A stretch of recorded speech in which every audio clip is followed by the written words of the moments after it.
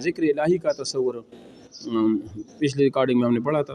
ذکر الہی کا تصور بھی جس سمرن جو ہے نا نام سمرن کہا جاتا ہے، جس کا ایک عام طریقہ واہگوری یعنی اپنے تمام مشاعل میں مصروفیت کو برقرار رکھتے ہوئے ہر حال میں چلتے پھرتے اٹھتے بیٹھ اللہ کا ذکر کیا جائے. اور اس کا ایک خاص طریقہ سکت میں یہ ہے کہ صبح سویرے نہار منہ اٹھ کر غسل وغیرہ سے فارغ ہو کر گرن کا منتخب کلام پڑھا جائے، اور بعض سکھ نام سمرن کے تسبیح بھی استعمال وہ کر دیں.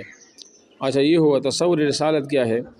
پروفیسر لیاقت علی عظیم جنم سا کی ولایت والی کے حوالے سے رقم وہ لکھتے ہیں کہ می محمد من طول من کتاباں 4 من خدائے رسول 9 سچا ای دربار. یعنی ہر ایک انسان کے لیے اللہ واحد کی توحید کے ساتھ ساتھ اس کی عمل رسالت کو ماننا وہ ضروری ہے. ٹھیک ہے، یہ ان کا رسالت کا تصور ہے. ارکان اسلام کا تصور.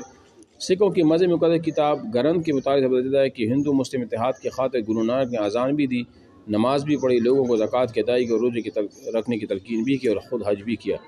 قرآن کریم کا تصور. قرآن کریم سے متعلق گرو نانک کے الفاظ کسی قسم کے بیعت بھی لیے بغیر اس کی تعریف پر مشتمل ہیں، اور ان کا کہنا یہ ہے کہ میں نے تورات، زبور، انجیل اور وید یہ سب ہی پڑھی اور سنی ہے، لیکن قرآن کریم جیسی کتاب اس زمین پر نہیں، اور اسی کو اللہ تعالیٰ نے کل کائنات کی ہدایت کے لیے منتخب وہ فرمایا. ٹھیک. قیامت کا تصور بھی ہے.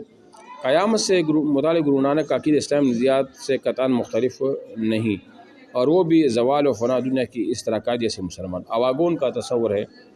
تناسخ اور اواگون کے سلسلے میں گرو نانک نے ہندوانہ عقیدے کو ترجیح دیتے ہوئے اسی کو اختیار کیا ہے، اور اس کا عقیدہ یہ ہے کہ انسان مختلف شکلیں بار بار جنم وہ لیتا ہے. گرو کا تصور.